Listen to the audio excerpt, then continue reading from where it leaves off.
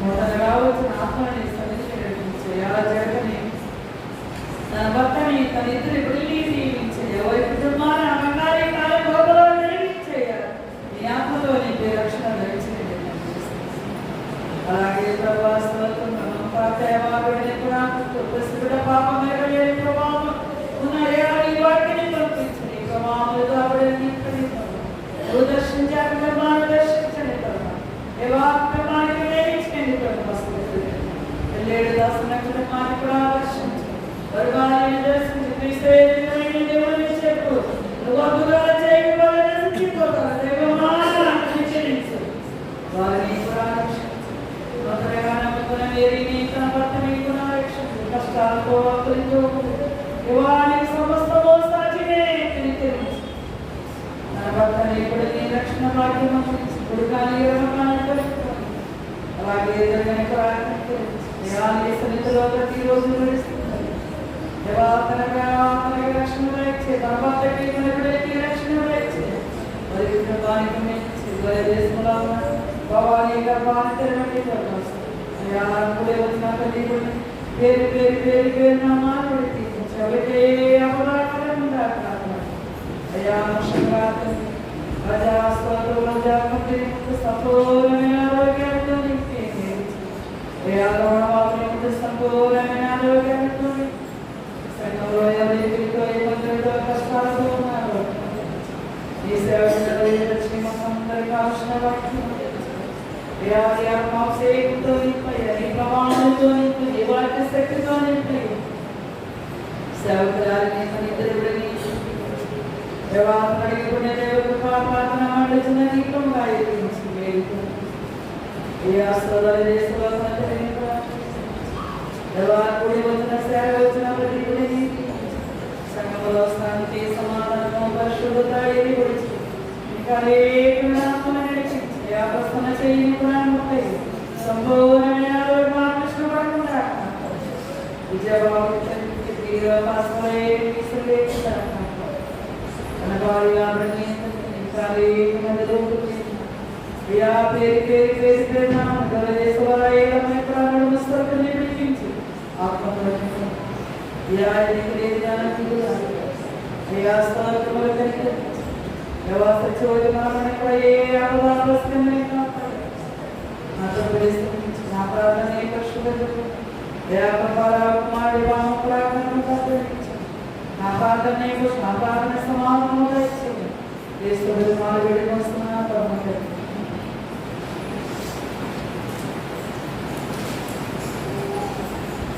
దేవునికి స్తోత్రం కలుగుతుంది.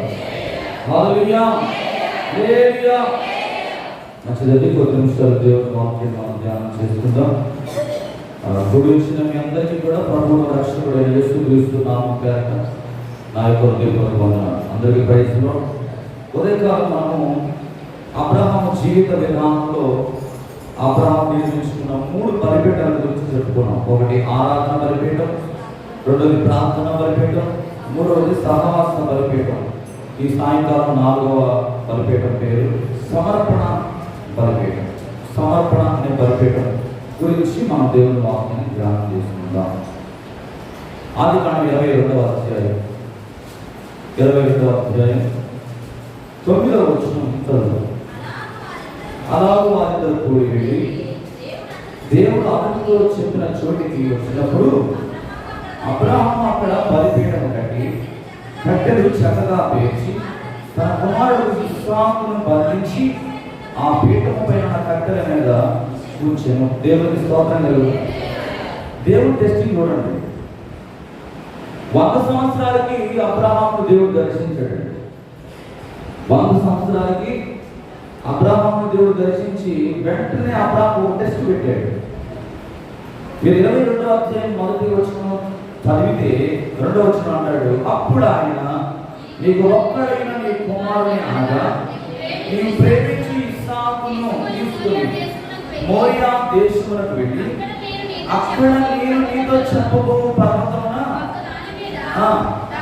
దహన బలిగా నడిపించుమని ప్రభు. చూడండి ఎలా టెస్ట్ చేస్తున్నాడు అబ్రహాముని. వెళ్ళమన్నాడు ఎక్కడికి? మోరియా దేశంలో ఎక్కడికి వెళ్ళమన్నాడు? ఒక పర్వతం అని చెప్పాడు, పేరు చెప్పలేదు. మోరియా దేశాన్ని మీరు గమనిస్తే అనేకమైన పర్వతాలు ఉన్నాయి అక్కడ, చాలా పర్వతాలతో కూడిన ప్రాంతం అది. కానీ దేవుడు ఎంత అబ్రహాముని టెస్ట్ చేస్తున్నాడో చూడండి. నేను చెప్పబోవు పర్వతానికి నువ్వు వెళ్ళమంటున్నాడు. 4వ వచనం మీరు చదువుకునేసరికి 3వ నాడు అబ్రహాము కన్నులెత్తి దూరం నుండి ఆ చోటు చూసి, చూసారా? చాలు. ఫస్ట్ ఏమన్నాడు దేవుడు? నేను చెప్పబోవు, నేను నీకు చూపించబోవు పర్వతము ఒక దాని మీద దహన బలిని అర్పించమన్నాడు. 3వ దినాన దేవుడు ఏం చేస్తున్నాడు? అబ్రహాము ఏం చేస్తున్నాడు? 3వ రోజు అబ్రహాము కన్నులెత్తి దూరం నుండి చూస్తున్నాడు. చూసారా?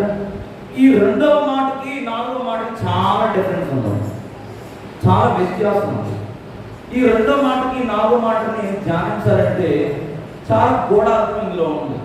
ఇది మీకు బైబిల్లో ఎక్కడ దొరకదు, కానీ చరిత్ర గ్రంథాలను మీరు చదివితే హిస్టరీలో మాత్రమే దీని గురించి ఈ 2 అధ్యాయంలో ఉన్న 3వ అధ్యాయం మధ్యలో ఉన్న ఆ చిన్న గ్యాప్, ఎక్కడ ఏదైతే దేవుడు చెప్పాడో దాని గురించి మీరు చరిత్ర గ్రంథాలు మీరు ధ్యానం చేస్తేనే మీకు అందులో దొరుకుతుంది. బైబిల్లో దొరకదు దాని గురించి. దేవుడికి స్తోత్రం కలుగుతుంది.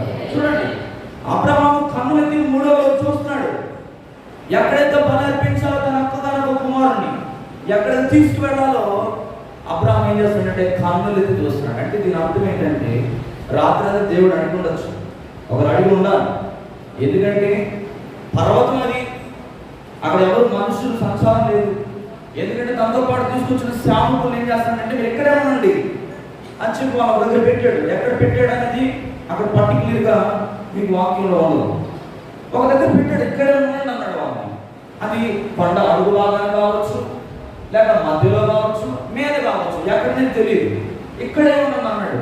ఇక్కడే ఉండని చెప్పేసి ఏం చేశాడంటే వాళ్ళతో పాటు తెచ్చుకున్న ఎవరైతే శాముకులతో కట్టెలు అన్ని తెప్పించాడో ఆ కట్టెను తీసుకొని ఆ గాడిదకు గంట కట్టి తన కుమారుడు గంట కట్టి ఏం చేస్తున్నాడంటే ఆయన చూపించి ఏదైతే దూరం నుంచి చూస్తున్నాడో ఆ కొండ దగ్గరికి వెళ్ళి ఏం చేస్తున్నాడంటే 9వ అధ్యాయంలో ఏం చేస్తున్నాడు? ఆరాము వారితో కూడి వెళ్ళి దేవుడు అతనితో చెప్పిన చోటికి వచ్చినప్పుడు అబ్రహాము బలిపీఠమును కట్టి కట్టెలు చక్కగా పేర్చి తన కుమారుడు ఇస్సాకును బంధించి ఆ పైన కట్టెల మీద దేవుడికి స్తోత్రం కలుగుతాం. ఉదయకాలం మనం ఏం చేస్తామంటే 12వ అధ్యాయం 7వ వచనంలో అబ్రహాముతో దేవుడు మాట్లాడిన మాట గురించి మనం ధ్యానం చేస్తాం. 7వ వచనంలో ఏముంది? యెహోవా అబ్రహామునకు ప్రత్యక్షమై చెప్పాడు కదా దేవుడు, నీ దేశం నుండి ఇంకా నీ యొక్క బంధువుల ఇంటి నుండి నీ యొక్క రక్త సంబంధికుల నుండి నువ్వేం చేయాలంటే బయటికి రావాలి. ఇది మన మూల వాక్యం అండి. ఈ 12వ అధ్యాయం 7వ వచనం మీరు అసలు మర్చిపోకూడదు. ఈ అబ్రహాము జీవిత విధానానికి మొత్తానికి మూలవాక్యం ఏంటంటే 12వ అధ్యాయము 7వ వచనం. ఈ 12వ అధ్యాయం 7వ వచనంలో దేవుడు అబ్రహాము ప్రత్యక్షమై నీ సంతానమునకు ఈ దేశం ఇచ్చేదని చెప్పగా అతను తనకు ప్రత్యక్షమై యెహోవాకు ఒక బలిపీఠము నేను పొద్దున చెప్పాను. ఇది దేనికి సాదృశ్యంగా ఉంది? నాశనానికి, అసలు లోకానికి సాదృశ్యంగా ఉంది. బేతేలు దేనికి సాదృశ్యంగా ఉందంటే దేవుని ప్రజలకు సాదృశ్యంగా ఉంది. దేవుడు నివసించే స్థలం అది. ఇప్పుడు అబ్రహాము ఎక్కడ కూడాలి వేసుకుంటానని చెప్పాను నేను? హాయికి బేతేలుకు మధ్యలో ఉన్నాడు. అంటే ఎందుకని హాయిలో అబ్రహాము కూడాలి వేసుకున్నాడంటే నేను చెప్పాను అదే కాదు. అబ్రహాము దేవుడు తన జీవితంలో ఎలాంటి ప్రత్యక్షతని ఇచ్చాడో ఆ ప్రత్యక్షత అన్నీ తెలుసుకోవాలని చెప్పి ఏం చేస్తున్నాడు అబ్రహాం? అక్కడ ఆ హాయి దగ్గర గుడారం వేసుకొని నివాసం చేస్తున్నాడు. మమ్మేరే దగ్గర సింధూర అనే వృక్షం వనము దగ్గర ఒక తోట, ఆ తోట మధ్యలో ఏం చేస్తున్నాడంటే ఈ హాయి అనే ప్రాంతంలో అబ్రహాము గుడారం వేసుకుంటున్నట్లుగా మనం ఉదయకాలం చూస్తా ఉన్నాం. గలతీయులకు రాసిన పత్రిక 3వ అధ్యాయం 13వ వచనం చదివితే, గలతీయులకు రాసిన పత్రిక 3వ అధ్యాయం 13వ వచనం, 3:13, గలతీ 3:13. ఆత్మను గూర్చిన వాగ్దానం విశ్వాసము వలన మనకు లభించినట్లు అబ్రహాము పొందిన ఆశీర్వచనము క్రీస్తు యేసు ద్వారా అన్ని జనులకు కలుగుటకై క్రీస్తు మన కోసము శాపమై మన ధర్మశాస్త్రం యొక్క శాపము నుండి విమోచించెను. ఇన్ను గురించి మ్రాను మీద వేలాడిన ప్రతివాడును శాపగ్రస్తుడని వ్రాయబడి ఉన్నది. దేవుడికి స్తోత్రం కలుగుతారు.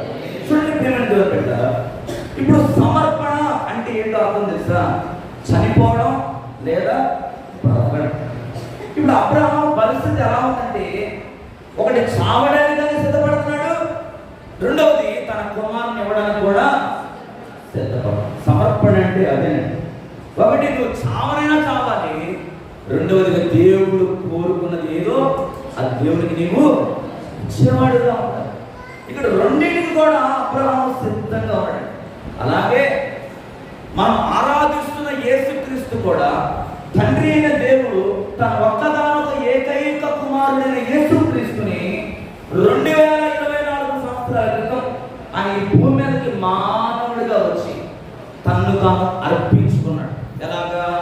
ఒకటి అర్పణగాను, రెండవదిగా బలిగా. బలిగా తను తాను అర్పించుకున్నాడండి.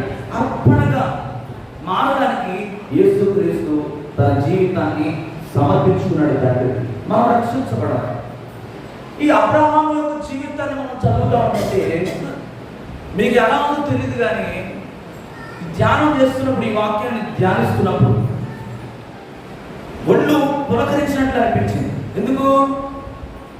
అమ్మగారికి ఏమో 99 years, శారద గారికి, అబ్రహాం గారికి 100 years.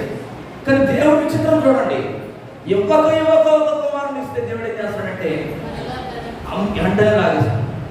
ఎంత బాగుంటుంది, ఎంత దుఃఖం ఉంటుందండి, ఎంత కన్నీరు ఉంటుంది.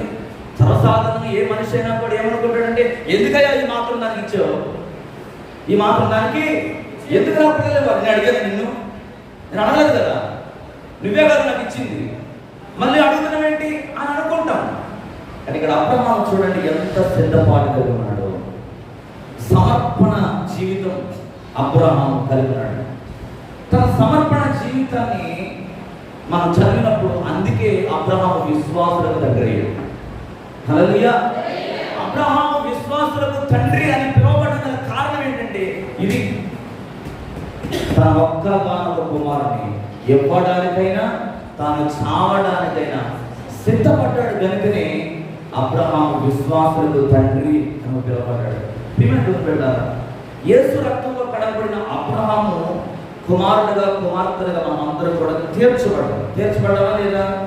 ఎందుకంటే అబ్రహాము మనకి తండ్రి, మనందరికీ ఆయన విశ్వాసులకు తండ్రిగా ఉన్నాడు.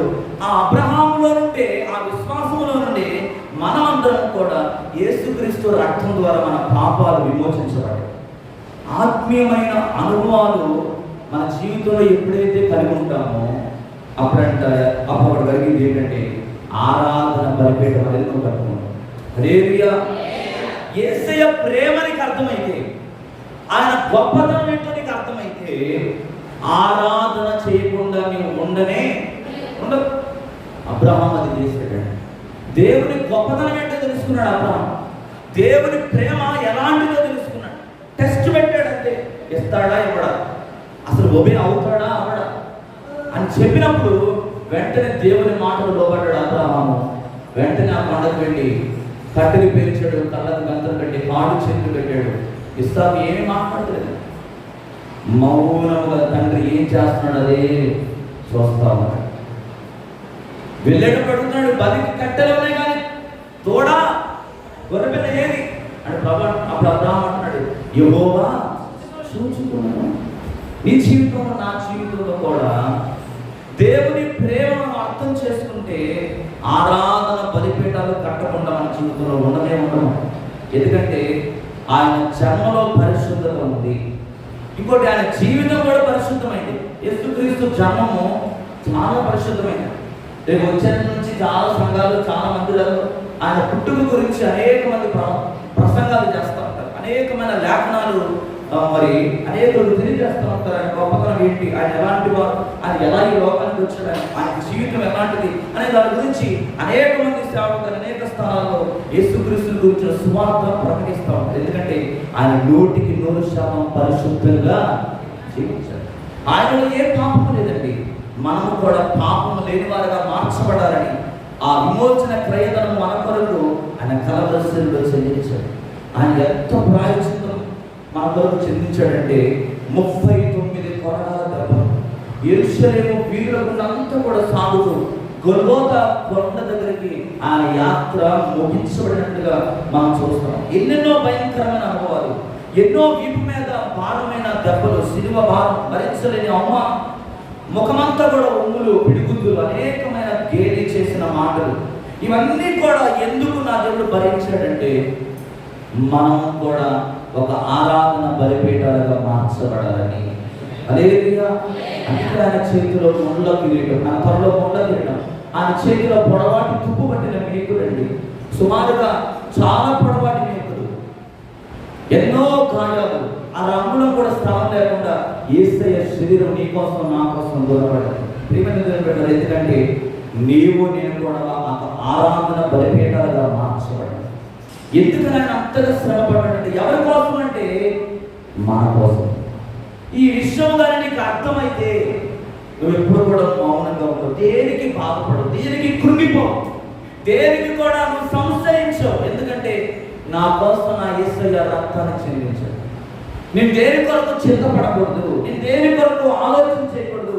ఎందుకంటే నా చింత యావత్తును మోయగలిగిన వాడు నా దేవుడు. హల్లెలూయా. చాలా మంది ఏం చేస్తారంటే ఎంతసేపు వాళ్ళు బాధపడుతూ ఉంటారు. మనకు మనం బాధపడడం వల్ల మన బాధ పోదు, కానీ మన బాధలను భరించే దేవుడు మనకు ఉన్నాడు. ఆయన మీద నీ బాధ అంతా కూడా మోపితే, ప్రార్థన చేస్తే ఆయన ఏం చేస్తాడంటే సహాయం చేస్తాడు, చేయగలుగుతాడు. బైబిల్ గ్రంథంలో 20 మంది బలిపీఠాలు కట్టారండి. నేను పొద్దున్న ఇద్దరు గురించి చెప్పాను. ఒకటి నోవాహు గురించి చెప్పాను, 2 అబ్రాహాము గురించి చెప్పాను. ఇప్పుడు కొంతమంది గురించి చెప్తాను. ఇస్సాకు కూడా బలిపీఠం కట్టాడు. ఆదికాండం 26వ అధ్యాయం 25వ వచనం. ఆదికాండం 26:25. యెహోవా నామమున ప్రార్థన చేసి దేవునికి స్తోత్రం కలుగుతాడు. ఇస్సాకు కూడా ఏం చేస్తాడండి? బలిపీఠం కడతాడు. దేవునికి బలిపీఠం కట్టి యెహోవా నామమున ప్రార్థన చేసి అక్కడ గుడారము వేసుకుంటాడు. ఇంకొకటి 33వ అధ్యాయం 20వ వచనం. ఆదికాండం 33. అక్కడ ఒక బలిపీఠం కట్టించి దేవునికి స్తోత్రం కలుగుతారు. ఎవరంటే ఈయన యాకోబు బలిపీఠం కడతాడు. ఎవరు కడతారండి? యాకోబు కూడా దేవునికి ఒక బలిపీఠం కడతా ఉన్నాడు. కట్టి ఏమని పేరు పెట్టడానికి ఎల్ ఎలోహి అని ఇశ్రాయేలు అని పేరు పెట్టాను. ఇక్కడ ఇశ్రాయేలు దేవుడు పుట్టినోట్లో మీకు కింద కనబడుతుంది. ఎల్ ఎలోహి అంటే ఇశ్రాయేలు దేవుడు అని అర్థం. 35వ అధ్యాయం 1 నుండి 7 వచనం. దేవుడు యాకోబుతో లేచి బేతేలుకు వెళ్ళి అక్కడ నివసించి నీ సహోదరుని ఏశావు ఎదుట నుండి నీవు పారిపోయినప్పుడు నీకు కనబడిన దేవునికి అక్కడ బలిపీఠం కట్టుమని చెప్పగా, యాకోబు తన ఇంటి వారితో తన ఇద్దరు వారందరితోనూ మీ యొద్దనున్న అన్య దేవతలను పారవేసి మిమ్మల్ని మీరు శుచిపరచుకొని మీ వస్త్రాలను మార్చుకుని మనం లేచి బేతేలుకు వెళ్ళదు. నా శ్రమ దినమున నాకు ఉత్తరం ఇచ్చి నేను వెళ్ళిన మార్గమును నాకు తోడై ఉండిన వారు తమ యొద్దనున్న అన్య దేవతలన్నిటినీ తమ చెవులనున్న పోగులను యాకోబులకు అప్పగింపగా, యాకోబు షెకెము దగ్గర మస్తకి వృక్షం కింద వాటిని దాచిపెట్టెను.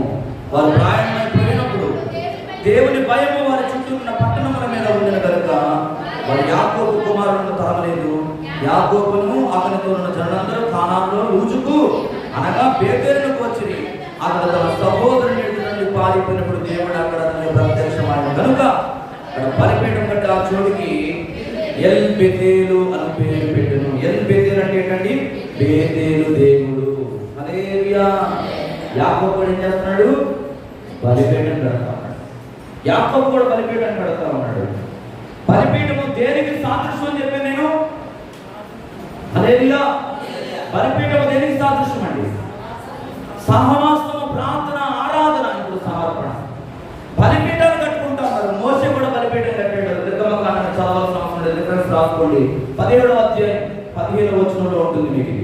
మోషే కూడా ఒక బలిపీఠం కట్టాడు. నిర్గమకాండం 17-15 మీరు ఇంటికి వెళ్తారు, చదువుకోండి. అలాగే బాలాకు కూడా ఒక బలిపీఠం కట్టాడు. సంఖ్యాకాండం 23-14. ఇక్కడ చిన్న వృత్తాంతం మీరు అర్థం చేసుకోవాలి. ఏంటంటే బిలాము అనే వ్యక్తి బాలాకును ప్రేరేపించాడు. ఏమని ప్రేరేపించాడంటే, బాలాకు, నువ్వు నా కోసం ఒక బలిపీఠం కట్టి నువ్వు నా కొరకు నువ్వేం చేయాలి, ఆ బలిపీఠం మీద ఒక బలి అర్పించి నా కోసం ప్రార్థన చేయాలి. దేవుని ప్రార్థన చేయాలి తెలుసా? యాకోబును నువ్వు శపించాలి. యాకోబును ఏం చేయాలి? నువ్వు శపించాలి. అతని సంతానం వర్ధిల్లకుండునట్లు నువ్వు నా కొరకు ఒక బలిపీఠం కట్టి ఆ బలిపీఠం మీద నువ్వు ఏం చేయాలని, నా కోసం బలి అర్పించాలని ఎవరు అడుగుతున్నారు? బిలాము బాలాకును అడుగుతున్నాడు. కానీ బాలాకు ఏం చేస్తున్నాడంటే, అతను చెప్పినట్లే బలిపీఠం కట్టాడండి. బలిపీఠం కట్టి ఎవరి నామమున ప్రార్థన చేశాడంటే, ఎవరిని దీవించమని ప్రవచించాడంటే, యాకోబును దీవించమని ప్రవచిస్తాడు. యాకోబును దీవించమని ప్రవచిస్తాడు. అంతలో బిలాముకు కోపం వచ్చింది. కోపం వచ్చి అంటాడు కదా, నువ్వు నా దగ్గర పని చేస్తున్నావా, యాకోబు దగ్గర పని చేస్తున్నావా? నువ్వు ఎవరి కోసం దేవుని అడగాలి? నా కోసం నువ్వు దేవుని అడగాలి కదా. మరి ఎందుకని యాకోబు గురించి నువ్వు ప్రార్థన చేస్తున్నావు? యాకోబుకి ఎందుకు నువ్వు మేలు చేయాలని చూస్తున్నావు అని అంటే, అక్కడ బాలాకు అంటాడు కదా, నా అంతటా నేను నోట్లో ఏది కూడా పలకట్లేదు. నా అంతటా నేను ఏమీ పలకలేదు. దేవుడు ఏదైతే నాతో మాట్లాడాడో అది నా నోటి నుంచి వస్తా. చూసారండి ఎంత గొప్ప దేవుడు. చూడండి, యాకోబును శపించాలనుకున్నాడు బిలాము, కానీ దేవుడు ఏం చేశాడు? ఇశ్రాయేలుగా మార్చాడు. చూడండి, ఇక్కడ బలిపీఠం కట్టడం ద్వారా యాకోబుకి ఎంత దీవెన వచ్చిందో చూడండి, ఎంత ఆశీర్వాదం పొందుకున్నాడో చూడండి. ఒక శాపగ్రస్తమైన జీవితాన్ని జీవిస్తున్న యాకోబు, మోసగాడుగా ఉంటున్న యాకోబు, బిలాము అనే వ్యక్తి బాలాకును యాకోబును శపించమని అడుగుతా ఉంటే, దేవుడు చూడండి యాకోబుకి ఎంత తోడై ఉన్నాడు. ఈరోజు మన జీవితంలో కూడా ఏ శత్రువు అయితే మన మీద జయం పొందుకోవాలనుకుంటా ఉన్నాడో, ఆ శత్రువు ఎదుటే దేవుడిని ఏం చేస్తాడంటే గెలిపించేవాడు. హల్లెలూయా. ఆ శత్రువు ఎదుట నీకు భోజనాన్ని సిద్ధపరిచేది. వాగ్దానం ఉంది కదండి, 23వ కీర్తన దావీదు సంకీర్తన అన్నాడు, నూనెతో నా తల అంటి ఉన్నావు, నా గిన్నె నిండి ఆయన మన తలని అభిషేకించాడు. నూనెతో ఆయన మన తలను అభిషేకించాడు కనుక ఆయన ఏం చేస్తాడంటే శత్రువుల ఎదుట మన భోజనాన్ని సిద్ధపరచాడు. అలాగే యెహోషువ కూడా బలిపీఠం కట్టాడు. యెహోషువ 8వ అధ్యాయం 31వ వచనం మీరు ఇంటికి వెళ్ళి చదువుకోండి. అలాగే రూబేనీయులు, గాదీయులు, మనష్షే అలాగే గోత్రపు వారు యోర్దాను నది దగ్గర ఒక బలిపీఠం కట్టారు. యెహోషువ 22వ అధ్యాయంలో 10వ వచనం మీరు ఇంటికి వెళ్ళి చదువుకుంటే అక్కడ కనబడుతుంది. అలాగే గిద్యోను కూడా ఒక బలిపీఠం కట్టాడు. న్యాయాధిపతుల గ్రంథం 6వ అధ్యాయం 24వ వచనంలో. అలాగే మనోహ కూడా ఒక బలిపీఠం కట్టాడు. 11వ అధ్యాయం 20వ వచనం న్యాయాధిపతులు. అలాగే సమూయేలు కూడా ఒక బలిపీఠం కట్టాడు. 1 సమూయేలు 7వ అధ్యాయం 15 నుండి 17 వచనాలను చదువుకోండి. అలాగే సౌలు కూడా ఒక బలిపీఠం కట్టాడు. 14వ అధ్యాయం 35వ వచనం. అలాగే దావీదు కూడా ఒక బలిపీఠం కట్టాడు. 2వ సమూయేలు గ్రంథం 24వ అధ్యాయం 25వ వచనం. ఇలా చెప్పుకుంటూ పోతే 20 మంది బైబిల్ గ్రంథంలో బలిపీఠాలు కట్టి దేవునికి బలి అర్పించి దేవుని చేత ఆశీర్వదించబడ్డారు. ఇంకొంతమంది ఎప్పుడైనా నేను దేవుని చేత అయితే చెప్తాను. చివరిగా ఒక మాట నేను జ్ఞాపకం చేసి ప్రార్థన చేస్తాను. ఏంటంటే, ఇప్పుడు పాత నిబంధనలో ఈ వ్యక్తులందరూ కూడా, దైవ సేవకులందరూ కూడా దేవుడు వారి జీవితంలో చేసిన మేలును బట్టి మరి ఏం చేస్తున్నారంటే దేవునికి కృతజ్ఞతగా బలిపీఠాలు కట్టి దేవుని వాక్యానుసారంగా వారు బలి అర్పించి దేవుని ఆరాధన చేస్తారు. ఇప్పుడు మనం బలిపీఠాలు కట్టాలా? నా ప్రశ్న. ఇప్పుడు మనం బలిపీఠాలు కట్టాలా? కట్టమని బైబిల్ చెప్తుందా? చెప్తారా? చెప్పండి.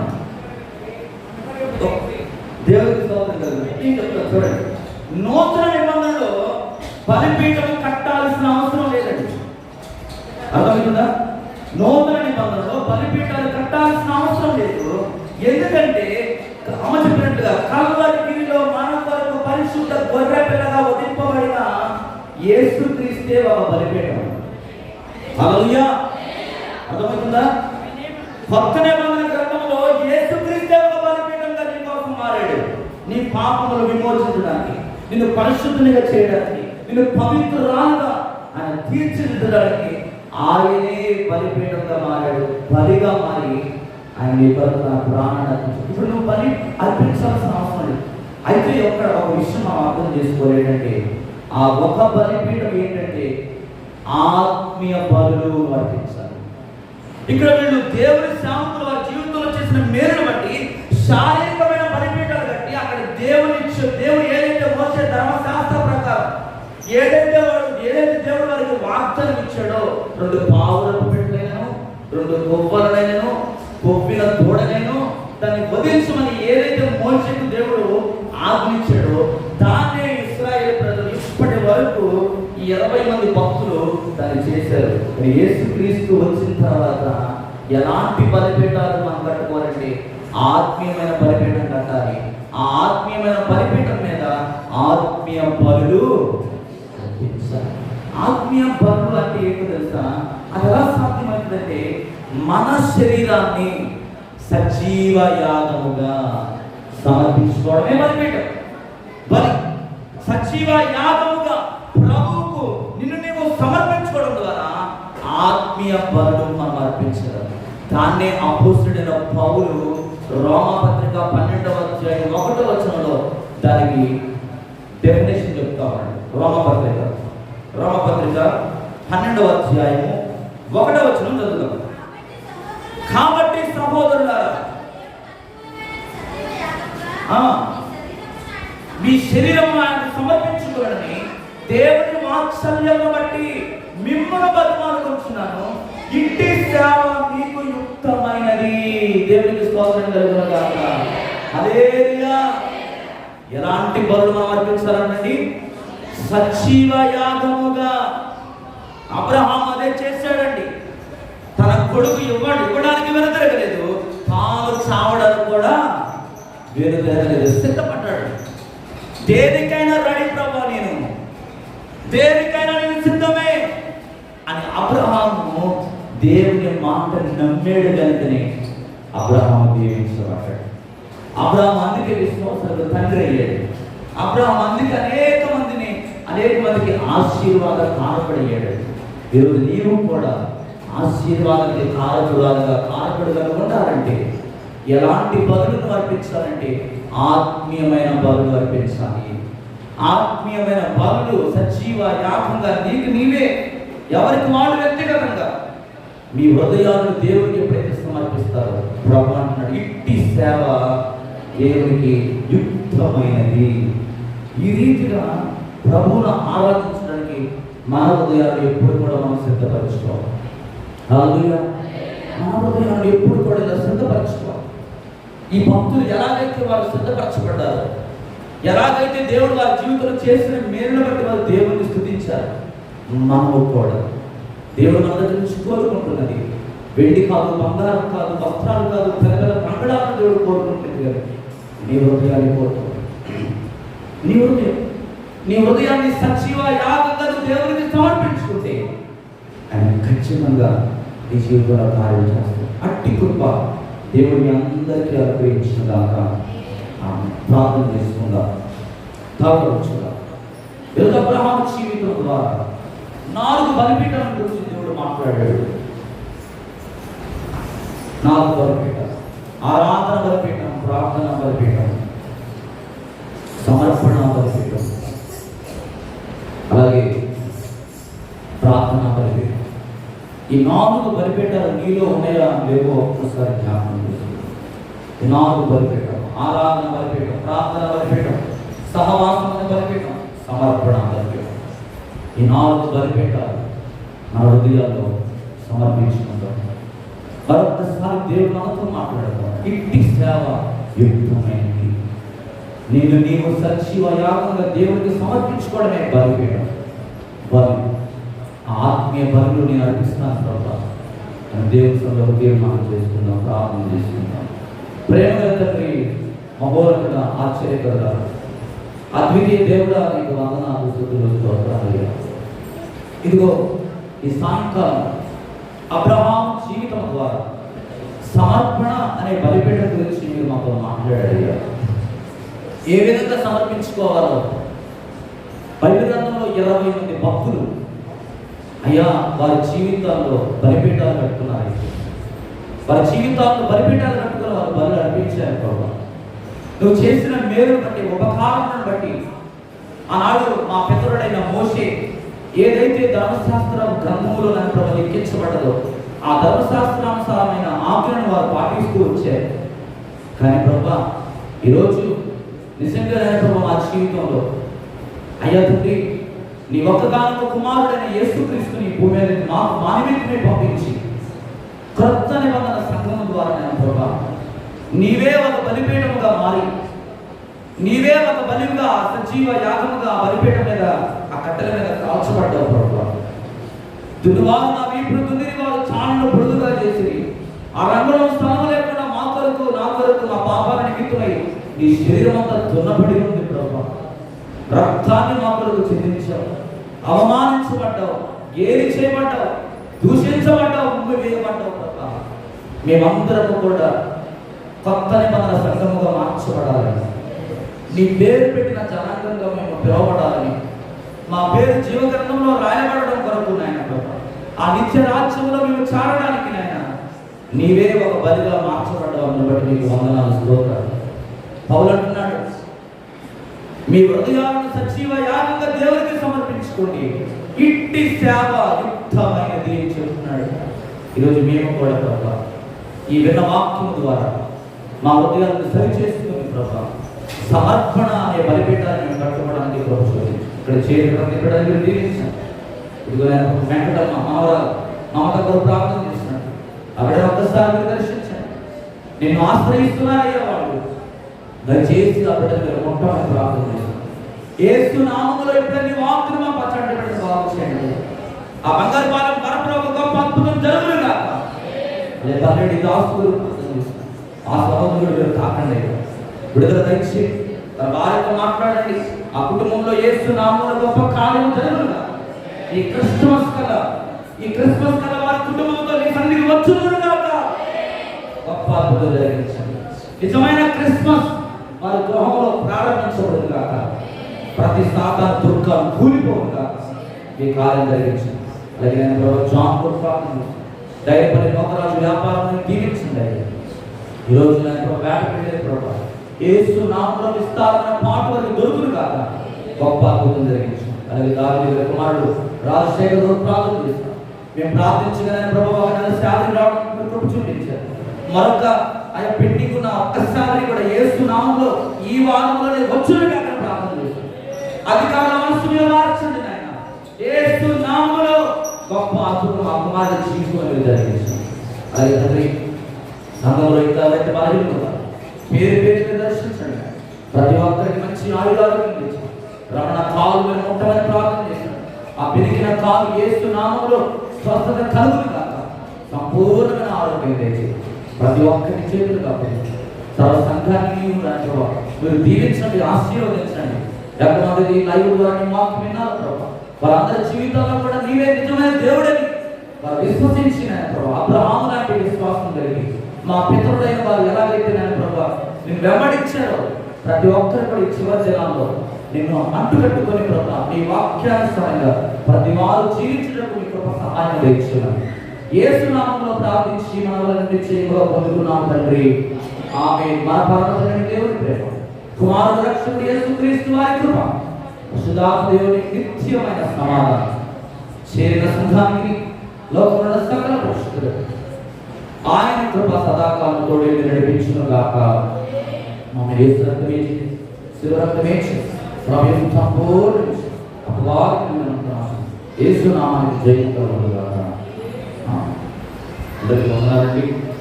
ప్రైజ్లో రేపు సాయంత్రం సిద్ధపాటు కావాలంటే అందరూ గమనించి రావాల్సిందిగా మనం